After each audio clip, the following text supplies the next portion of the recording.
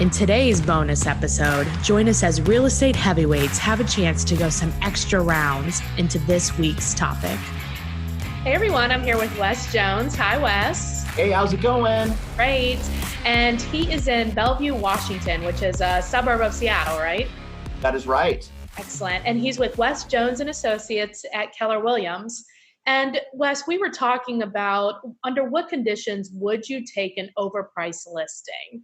Well, it's funny because, you and I connected just because of a post that was going on, and I think Lab Coat Agents or another one of those forums, and I don't get super involved in those, but every now and then I just see a topic that's going, or maybe it was another one, but I see a topic that's going and I'll just, put something down. And people were discussing, should they take an overpriced listing or not? And that's a super heated debate, between it got really heated for sure. Well, these are my numbers and I sell in 7 days and these are my requirements. And there have certainly been times in my career where I have felt that way as well. But I've been selling for real estate for 14 years. And something that I have discovered is that you can't sell a listing if you don't take a listing. That's so true. You are going to sell 0% of the listings that you do not take. And I think I stole that from, I don't know if it was Wayne Gretzky or some other sports person, right? Basketball, but I think that it remains true in real estate. Now, that doesn't mean that you should take absolutely everything. So I think back to your question, why would you take an overpriced listing? Well, again, it goes back to, if you can't sell it if you don't list it. Right. And me and my business, I do a lot of really straightforward sales, which in my market are going to sell between 7 and 14 days. But for whatever weird reason, I've also run across a lot of specialty properties, a lot of unique properties. Like people come to me because they're like, hey, Wes, you really know how to market. And I've got something that's unique. And in their minds, they think that unique means more expensive. They do. When really it might mean less. But this is what I'm saying, if it's a listing that you want, so maybe this is your geographic area. Maybe this is an area that you want to be in, then maybe you would consider taking an overpriced listing. Or maybe it's something else. Maybe it's like one of the specialty properties that I have done. A couple years back, I took a castle, a real life, honest to goodness castle that this guy built, and it was so cool. And again, going back to the uniqueness, he thought unique meant more money. Right. I didn't think that it really did. The best thing that I could kind of do was say, okay, well, what's a luxury property going for in this area on the same amount of acreage, and let's try to figure that out. But what I did is I knew that listing was going to generate a tremendous amount of press. Yeah. And it legitimately did go viral. It went local, it went regional, it went national. It had international coverage. And that was the Denning Castle. And I still have the website up. It's thedenningcastle.com. Cool. And I knew that it was going to sell eventually. And we were going to get enough press for him and for me and my team and what I'm doing. And it was totally worth it. In the end, we got, I think, we got a great deal for him. And I think it ended up being a fair deal for the buyers. And it probably ended up selling for about $100,000 underneath what we originally listed it for. I guess what about, maybe the question for you is what would cause you not to take a listing? That's a great question. I think it comes down to the expectations and the relationship that you're going to have with that seller. Yeah. If it is somebody that I don't want to work with, and it's somebody who is not reasonable, I am not going to take that. If it is somebody that I like, if it's somebody that has reasonable expectations, here's the thing, a lot of sellers, they just want to try. Right. I want to try up here. I think I've really got something special. Whether they do or do not, I want to try. I want to shoot for the moon. Maybe we end up landing with on the stars. And if you've got some clear-cut expectations with that seller, I'm going to say, and if it's a deal that you want, right, if you see value in it for you somehow, I'm going to say, go ahead and take it. Like, I'm not one of those guys, because I don't know, I do a terrible job converting buyers out of my own listings. So I'm not going to be that person that says, take it to get the buyers. But if you can find a reason that this works for your business model, that's why I'm going to say, yeah, consider taking it. But make sure you have that conversation with the seller and that your expectations are lining up with their expectations. Right. Because if those expectations are out of whack and you're not on the same page with that person, it's not going to work ever. Yeah. You've not been clear with them. Hey, I think that this is overpriced. This is what the data is saying, and I'm willing to work with you, but these are the conditions that I'm willing to work with you, under this. Right.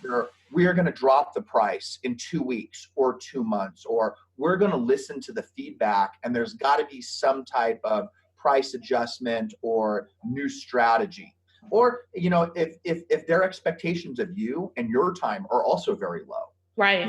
It might be something to consider. Yeah, I think you're right. It just really depends on the client. It depends on the situation, depends on the house, and like just taking a look at those variables and seeing what's going to be best for not only your business, but also the seller. Yeah. It's not a one size fits all answer. It's like, do you want to work with this person? Can you find a way to make this work within a business model, your business model? Do you want that listing? And can you make that all fit? Right. And sometimes we don't really know what something is worth until we sell it. That's true. But we list it. It can be hard. Yeah. Sometimes it's easy, but sometimes it's hard for sure. Absolutely. Cool. Well, I really appreciate you coming on. Thank you so much. You bet. Thanks for having me. Bye. Hey everyone, I'm here with Victoria Mack. Hi, Victoria. Hello. Hey, and she's with Berkshire Hathaway in Philadelphia, Pennsylvania.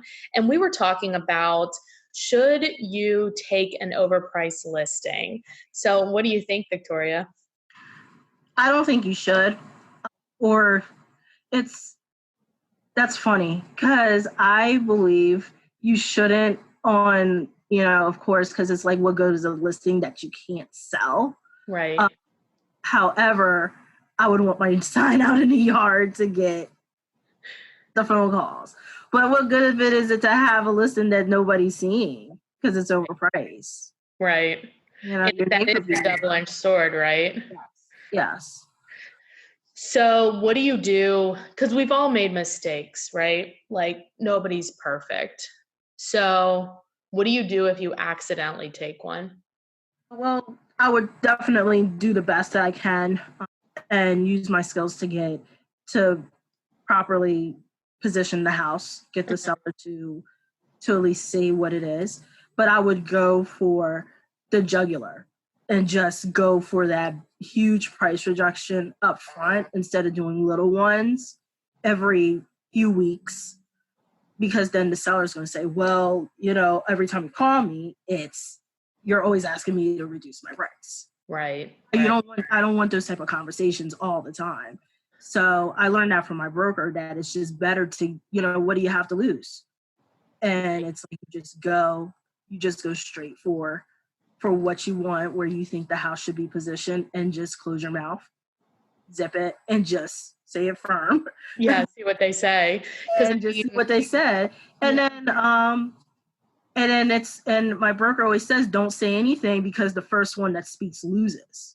It's like an old sales tactic, the golden silence. That's so funny. All right. Well, thanks so much for your thoughts. I really appreciate you coming on. Hey, everyone. I'm here with Jayne Graham. Hi, Jayne. Hi, how are you? Super. And Jayne is in St. Cloud, Florida with Property Pros Real Estate. Jayne, I know we were talking about when or under what circumstances do you take an overpriced listing? What are your thoughts? I really, if it was the last house on the market available, that's probably when I might take it. Like ever available. Like ever. Like if it's the only house left on the market in my market, and there's a housing shortage at that point, then maybe I would take it, because we put our reputations on the line when we take a listing, and if I'm taking a listing that I know is the wrong price and I know it's not going to sell, then what am I saying? I'll do anything to take a listing, and right. I'm not, we're not desperate, and I would love to sell your home, but if I'm taking it at overpriced, I'm not doing any of us any favors. What if it's like, I mean, I understand your point if it's like grossly overpriced, right? But what if it's like 5%? In our market, even a 5% overpricing will leave your house sitting on the market for months. Really? I mean, we have things move very quickly here. And if you're not priced right, you will sit forever. I've seen a listing that's on our market right now, and it's literally overpriced by a few $1,000s. And it's still, I mean, they can't get showing. I talked to the agent, no showings. She said for the first few months, it was great, but it's been on the market for 4.5 months now. That's crazy. What's your average price point there where a couple of $1,000s would make a difference? Right now about $275 is our average price point.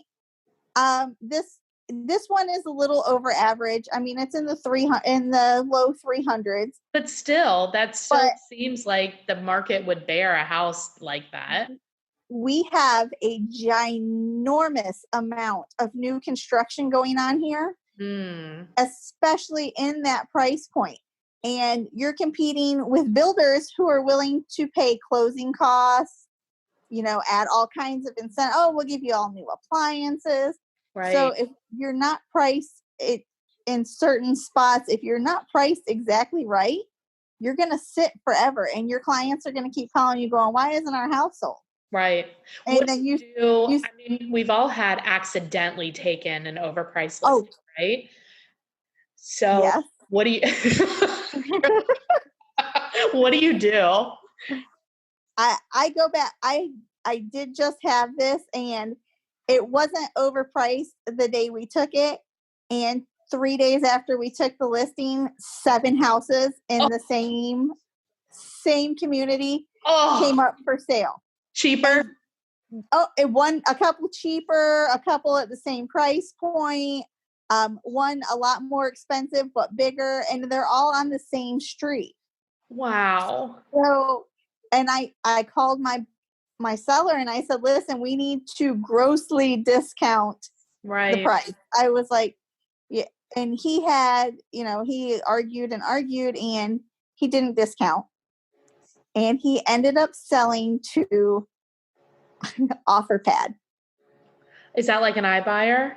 Yes. It's just like Open Door. Wouldn't that be like a really reduced price? Oh, it was, but he backed himself into a corner because he was building a custom home, and he let it sit to the point where we were at do or die, and he had no choice, and he took almost a $50,000 hit.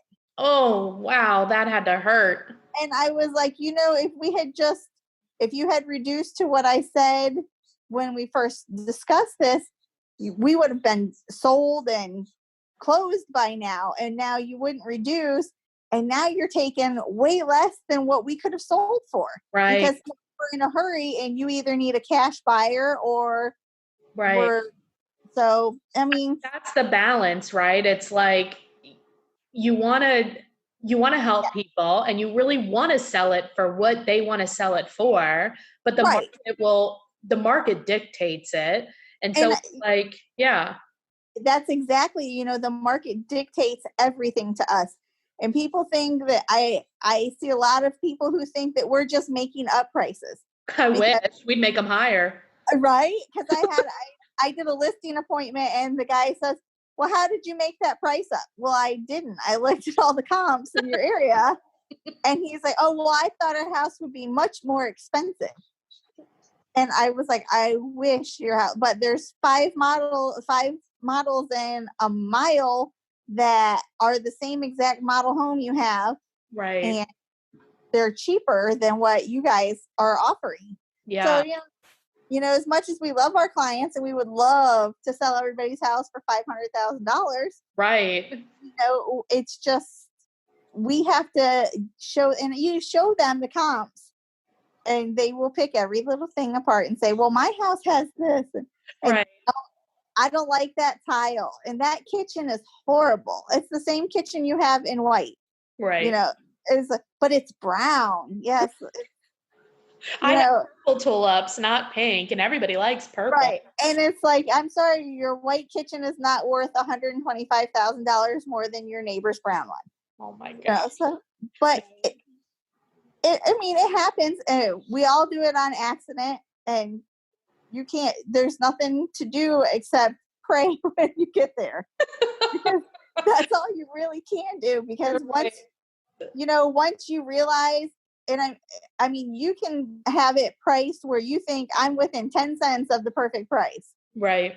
And you go on the market on Monday, and on Friday, 3 other realtors list in that, and they're like, well, if she's selling it at $350, I'm going to sell it at $340. Right. Oh, well, I'm going to sell it $339, you know? Yeah. So, I mean, you would love, love, love to know that you're right every time. It's impossible. Nobody's right every time. Yeah, it's impossible. And it really depends on, we can't see the future. So it really, and a lot of people that live in neighborhoods where the houses are the same, it really depends on what the other neighbors do. And you don't exactly. And I had somebody say, well, how did you not see this coming? Well, I actually have a Magic 8-Ball app. So sometimes when buyers and sellers ask me really dumb questions, I say, should we ask the Magic 8-Ball? And I try not to have a tone of like, right. And then they get it. They're like, oh, okay. Oh, yes, totally. And it's like, I said, the one buyer, I said, well, you know your neighbors better than I do. Did you not know that any of these 6 people were thinking about moving? Right. He was the HOA president. How did he not know this? Your neighbors. So, yeah, I mean, it happens. That's awesome. Well, I really appreciate you coming on. Thank you so much. Thanks. I appreciate having me.